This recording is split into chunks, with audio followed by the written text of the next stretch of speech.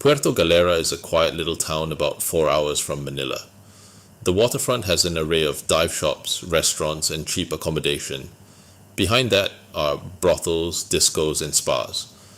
At the end of the bay is a casino. It reminds me a little of Pattaya. Pattaya is a prostitution town with some poor diving, while Puerto Galera is a dive town with some prostitution.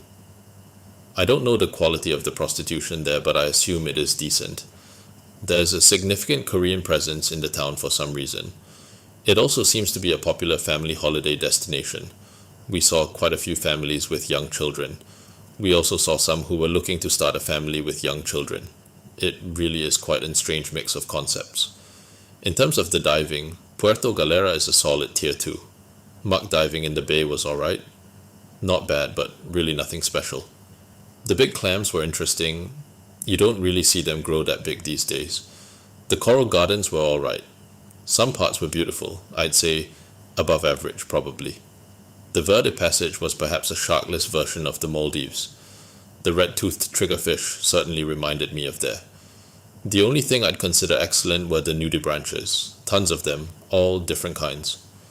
Taken in isolation, none of the dives were spectacular, but taken in aggregate, all of them made for a very pleasant trip. There is some charm in the variety of diving it offers, even though individually, none of the dives meet the bar for world-class diving.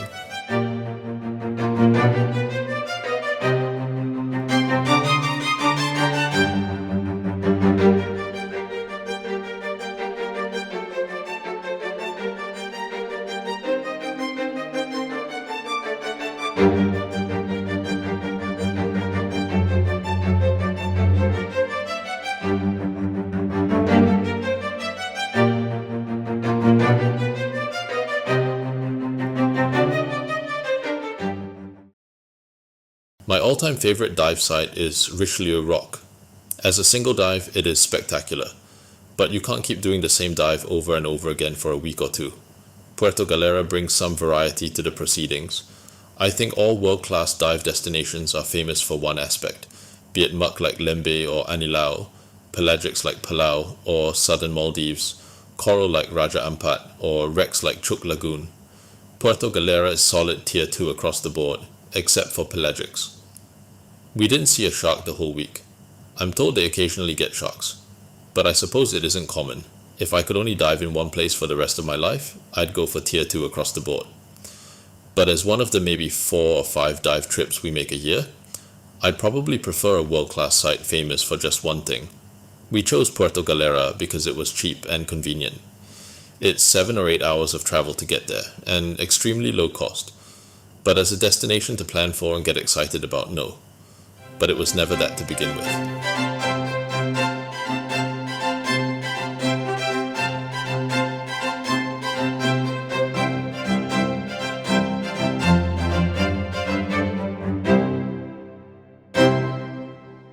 This trip was with a few close friends, either rescue or technical divers, all with at least 100 dives. People often don't consider the importance of average dive skill at a destination. In that sense, off-the-beaten-path destinations like Malapascua tend to be better than popular holiday ones like Maldives or Phuket. In a group of competent divers, the guide's focus is on what to see and where to go, as opposed to making sure you don't kill yourself. When I'm diving with friends, we sometimes get to see things that other groups don't, simply because they run out of air or can't fight the currents. In diving, you always respect the limits of the least experienced diver. So, inevitably in a random group, dive skill matters. It's also just aggravating to dive with a bad diver. An inexperienced diver isn't a bad diver. They're two different things. A bad diver has poor situational awareness and poor demonstrated skills.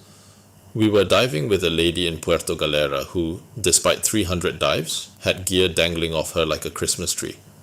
Her torch and gear were ripping fragments off the soft coral, and she was pushing people aside to take photos of who knows what. It's the lack of intentionality that makes a bad diver, not inexperience. The guides here didn't seem to care much. They've also probably seen worse. It also differs significantly between destinations. In Malapascua, they're very conscientious about these things.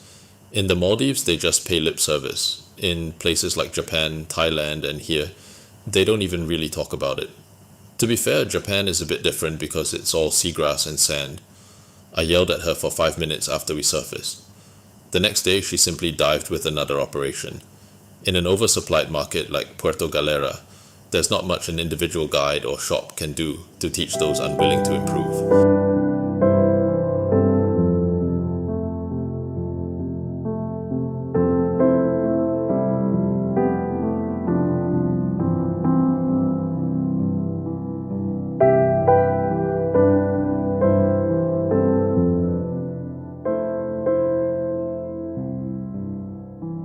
Puerto Galera, and specifically the Verde Island Passage, is a UNESCO site. I did notice that Puerto Galera has a huge variety of nudibranchs everywhere. I suppose at some level you realize the biodiversity and water quality of the place. But I don't think its ecological significance is necessarily visible when diving, or that it makes for better diving. These designations might have a scientific basis, but they don't really affect whether the diving is any good. It also depends on why a place is a UNESCO site to begin with. If it's the only place you can see a particular species, then yes, it's plainly visible. If it's just generally more biodiverse, what does that even mean? If it has 100 different species of Anthias, I probably couldn't tell the difference. Biodiversity is too broad a term here. Certainly at some level, I'm sure it makes a difference. A healthier reef has more variety of fish, a more complex ecosystem, and so on. But having 10 different species of sharks is very different from having 10 different species of damselfish. The former is highly obvious, the latter are not so much. The difference is both my ability to distinguish them and whether there is a meaningful difference beyond biological taxonomy. It's not to say biodiversity isn't important. Biodiversity just isn't a proxy for dive quality. That said, some of the coral gardens at 5 meters were really beautiful. Usually at this depth, they've pretty much all been destroyed by bleaching, boats, or divers and snorkelers. But there are little valleys of soft coral that catch the light really well and look amazing.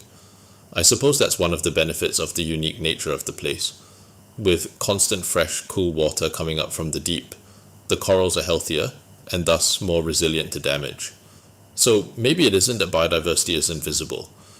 It's that the lack of biodiversity and the absence of the elements that create a biodiverse environment would have been obvious. You don't notice if biodiversity makes a place more beautiful, but you do notice when the lack of it makes it worse.